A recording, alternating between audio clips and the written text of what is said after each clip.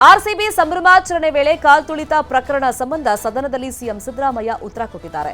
ವಿಪಕ್ಷಗಳ ಪ್ರತಿ ಆರೋಪಕ್ಕೂ ಸಿದ್ದರಾಮಯ್ಯ ಕೌಂಟರ್ ಅನ್ನು ಕೊಟ್ಟಿದ್ದಾರೆ. ಬಿಜೆಪಿ ಆಡಳಿತಾರೂಢ ರಾಜ್ಯಗಳಲ್ಲಿ ಆದಂತ ಕಾಲ್ತುಳಿತ ಪ್ರಕರಣಗಳನ್ನು ಉಲ್ಲೇಖಿಸಿ ಕೌಂಟರ್ ಕೊಟ್ಟಿದ್ದಾರೆ. ಇದು ನನಗೆ 5:15 ಪೊನ್ನಣ್ಣ ಹೇಳೋವರೆಗೂ ಕೂಡ ಗೊತ್ತಿರಲಿಲ್ಲ. ಇದು ಸತ್ಯ. ನಂಬಿದ್ರೆ ನಂಬುದು, ಬಿಟ್ಟರೆ ಬಿಡ್ಬೋದು. ಆದರೆ ಸತ್ಯ ಇದು. 5:15 ನಾನೇ ಪೊನ್ನಣ್ಣ ಹೇಳದ ಮೇಲೆ ಕಮಿಷನರ್ ದಯಾನಂದ ಅವರಿಗೆ ಫೋನ್ ಮಾಡಿದೆ. ನಾನು ಹೋಟೆಲ್ನಿಂದಲೇ ಫೋನ್ ಮಾಡಿದೆ. ತಿಂಡಿ ತಿಂದ ಮೇಲೆ ಇದು ಗೊತ್ತಾದ್ದು. ದಯಾನಂದ ಅವರು ಫೋನ್ ಮಾಡಿದಾಗ ಒಬ್ಬರು ಸತ್ತಿದ್ದಾರೆ ಅಂತ ಹೇಳಿದ್ರು. ಅಷ್ಟೊತ್ತಿಗೆ ಆಗಲೇ 11 ಜನನೂ ಸತ್ತೋಗ್ಬಿಟ್ಟಿದ್ರು. 11 ಜನನೂ ಸತ್ತೋಗ್ಬಿಟ್ಟಿದ್ರು. ಆಮೇಲೆ ಭಾಳ ಚಿಕ್ಕ ವಯಸ್ಸಿನವರು, 13 ವರ್ಷದಿಂದ 29 ವರ್ಷದೊಳಗಡೆ ಇರ್ತಕ್ಕಂಥ ಅವರು 11 ಜನ.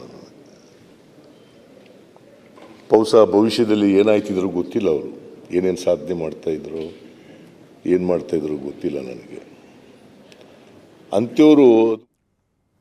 ಇನ್ನು ಈ ಬಗ್ಗೆ ಡಿಸಿಎಂ ಡಿಕೆ ಶಿವಕುಮಾರ್ ಕೂಡ ಮಾತನಾಡಿದ್ರು. ಸ್ಟೇಡಿಯಂಗೆ ಹೋಗಿದ್ದು ನಿಜ, ಕಪ್ಗೆ ಮುತ್ತಿಟ್ಟಿದ್ದು ನಿಜ. ನಾನೊಬ್ಬ ಬೆಂಗಳೂರು ಮಿನಿಸ್ಟರ್. ಪೊಲೀಸರು 10 ನಿಮಿಷದಲ್ಲಿ ಮುಗಿಸುವಂತೆ ಮನವಿ ಮಾಡಿದ್ರು. ನಾನು ಸ್ಟೇಡಿಯಂಗೆ ಹೋಗಿ ಬಂದಿದ್ದೀನಿ. ಇದನ್ನು ನಾನು ಕುನ್ಹಾ ಬಳಿಯೇ ಹೇಳಿಕೆ ಕೊಟ್ಟಿದ್ದೀನಿ ಅಂತ ಹೇಳಿದ್ರು. ಹೇಳಬೇಕು ಅಂತ ಅಂದರು. ನನಗೆ ಬಂದು ಪೊಲೀಸವರು ಒಂದು ರಿಕ್ವೆಸ್ಟ್ ಮಾಡ್ಕೊಂಡ್ರು, ಸರ್ ಒಂದು 10 ನಿಮಿಷದಲ್ಲಿ ಮುಗಿಸೋಂಥ ಒಂದು ವ್ಯವಸ್ಥೆ ಮಾಡಬೇಕು ಅಂತ ಪೊಲೀಸ್ ಕಮಿಷನರೇ ಪರ್ಸನಲ್ ಕೇಳಿದ್ರು. ನಾನು ಹೋಗಿದ್ದು ನಿಜ, ಅಲ್ಲಿ ಇದ್ದಿದ್ದು ನಿಜ. ಅವ್ರಿಗೆಲ್ಲ RCB ಅವ್ರಿಗೆಲ್ಲ ಅವ್ರಿಗೆ ಯಾರು ಮಾತು ಕೇಳಲ್ಲ ಸರ್, ನೀವು ಒಂದು ಮಾತು ಹೇಳಬೇಕು ಅಂತ ಅಂದರು. ನಾನು ಹೇಳಿದ್ದು ಹೇಳ್ತಾ ಇದ್ದೆ. ಇದೇ ಮಾತನ್ನು ನಾನು ಕುನ್ನಾ ಮುಂದೆ I have given my confession statement.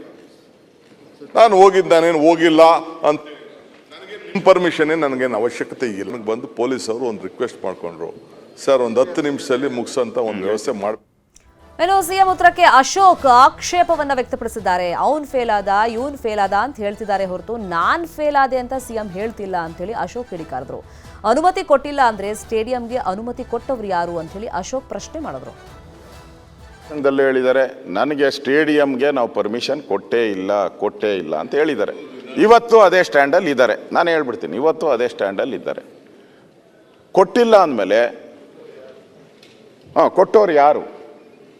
ಕೊಟ್ಟವ್ರು ಯಾರು? ಲೈಸೆನ್ಸ್ ತಗೊಂಡಿಲ್ಲ ಅಂತ ಮುಖ್ಯಮಂತ್ರಿಗಳು ಹೇಳಿದ್ದಾರೆ. ಲೈಸೆನ್ಸ್ ತಗೊಂಡಿಲ್ಲ ಅಂದಮೇಲೆ ಉಪಮುಖ್ಯಮಂತ್ರಿಗಳು ಹೆಂಗೆ ಹೋದ್ರು? ಅದಕ್ಕೆ is A illegal function. It is A illegal. ಸರ್ಕಾರ ಅದಕ್ಕೆ ಅನುಮತಿ ಕೊಟ್ಟಿಲ್ಲ ಅಂತ ಮುಖ್ಯಮಂತ್ರಿ ಡಿಕ್ಲೇರ್ ಮಾಡಿಬಿಟ್ರು. ಆದಮೇಲೆ ಇಲ್ಲೀಗಲ್ ಫಂಕ್ಷನ್ಗೆ ಸನ್ಮಾನ್ಯ DK ಶಿವಕುಮಾರ್ ಯಾಕೆ ಹೋದರು? ಇನ್ನು ಸದನದಲ್ಲಿ ಡಿಕೆ ಶಿವಕುಮಾರ್ RSS ಸ್ಲೋಗನ್ ಹೇಳಿದ ವಿಚಾರ ಸಂಬಂಧ RSS ಸ್ಲೋಗನ್ ಬಗ್ಗೆ ಇವತ್ತು ಮತ್ತೆ ಡಿಕೆ ಶಿವಕುಮಾರ್ ಉತ್ತರ ಕೊಟ್ಟಿದ್ದಾರೆ. ವಿಪಕ್ಷದವರು ಮಾತನಾಡಲಿ ಬಿಡ್ಲಿ ಅಂತ ಹೇಳಿದ್ದಾರೆ ಡಿಕೆ ಶಿವಕುಮಾರ್. ನಾನು ಕಮ್ಯುನಿಸ್ಟ್ ಬಗ್ಗೆ ರಿಸರ್ಚ್ ಮಾಡಿದ್ದೀನಿ, ಎಲ್ಲವನ್ನೂ ನಾವು ತಿಳ್ಕೋಬೇಕಲ್ವಾ ಅಂತ ಬಿಜೆಪಿ ಅವರಿಗೆ ಟಾಂಗ್ ಕೊಟ್ಟಿದ್ದಾರೆ DKಶಿ. ಮಾತಾಡ್ತಾ ಇರಲಿ. ನಾನು ನೋಡಪ್ಪ, ಕಮ್ಯುನಿಸ್ಟ್ ಬಗ್ಗೆ ರಿಸರ್ಚ್ ಮಾಡಿದ್ದೀನಿ, ಜನತಾದಳದ ಬಗ್ಗೆ ರಿಸರ್ಚ್ ಮಾಡ್ತಾ ಇರ್ತೀನಿ, BJP ಬಗ್ಗೆ ರಿಸರ್ಚ್ ಮಾಡ್ತೀನಿ, RSS ಬಗ್ಗೆನೂ ತಿಳ್ಕೊಂಡಿದ್ದೀನಿ. ಕೆಲವು ಸಂದರ್ಭದಲ್ಲಿ ಅನೇಕ ಸಂಸ್ಥೆಗಳಲ್ಲಿ ಕೆಲವು ಒಳ್ಳೊಳ್ಳೆ ಗುಣಗಳೆಲ್ಲ ಇರ್ತದೆ. ಅದನ್ನೆಲ್ಲ ಗ್ರಾಪ್ ಮಾಡಬೇಕಲ್ಲ, ಇರಬೇಕು. ಹಂಗೆ ನಾವು ಕೆಲವುದೆಲ್ಲ ನಾವು ಯೋಚನೆ ಮಾಡಿ ನೋಡ್ತಾ ಇದ್ದೀನಿ, ಯಾರು ಏನು ಮಾಡ್ತೀವಿ. ನೋಡಪ್ಪ, ಅದು ಟುಸ್ ಗಿರಾಕಿ. BJP RSSನ ಪ್ರಾರ್ಥನೆ ಹೇಳಿದ್ದಾರೆ. ಈ ಭಾರತೀಯ ಗುಣಗಾನ ಇದೆ. ಭಾರತದ 140 ಕೋಟಿ ಜನರು ಕೂಡ ಮಾಡಬೇಕಾಗಿರೋ ಗುಣಗಾನ ಅದು. ಅದರಲ್ಲೇನು ತಪ್ಪೇನಿದೆ? ದೇಶಕ್ಕಿಂತ ದೊಡ್ಡ ಸಂಗತಿ ಇನ್ಯಾವುದಿದೆ? ಒಳ್ಳೆಯದು ಅನ್ನೋದು ಆಕ್ಸಿಜನ್ ಇದ್ದಂತೆ. ಆಕ್ಸಿಜನ್ ಕಡಿಮೆ ಆದಷ್ಟು ಆರೋಗ್ಯ ಕೆಡುತ್ತೆ. ಆಕ್ಸಿಜನ್ ಚೆನ್ನಾಗಿದ್ದರೆ ನಿರಾಳವಾಗಿ ಎಲ್ಲರೂ ಉಸಿರಾಡ್ಬೋದು. DKಶಿ ಅವ್ರನ್ನ ನನಗೂ ಅರ್ಥ ಮಾಡ್ಕೊಳ್ಳೋಕ್ಕೆ ಸಾಧ್ಯ ಆಗಿಲ್ಲ.